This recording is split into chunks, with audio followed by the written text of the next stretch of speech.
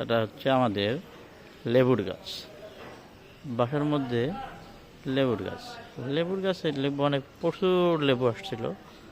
বর্তমানে লেবু নাই, লেবু শেষ। কিন্তু লেবুর গাছে আমাদের ধুন্দুলে গাছ ছুটেছে।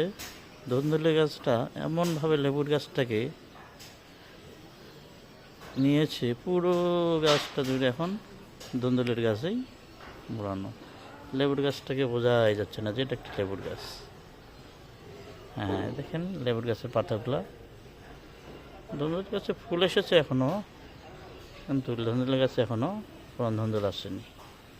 আশা করি যেহেতু ফুল এসেছে ধুন্দুল গাছে, ধুন্দুলও হবে। গতবার প্রচুর ধুন্দুল হয়েছিল, কিন্তু এবার এখনো আসেনি। আপনারা দেখতে পাচ্ছেন কীভাবে লেবুর গাছটাকে ধুন্দুলের গাছটা চারপাশ ধরে ছেয়ে নিয়েছে। লেবুর গাছের মুখ কোনো চিহ্নই বোঝা যাচ্ছে না যে এটা একটা লেবুর গাছ। সুন্দর ফুল কম এসেছে, দেখা যাক আর কতদিনের মধ্যে হবে ফল আসে।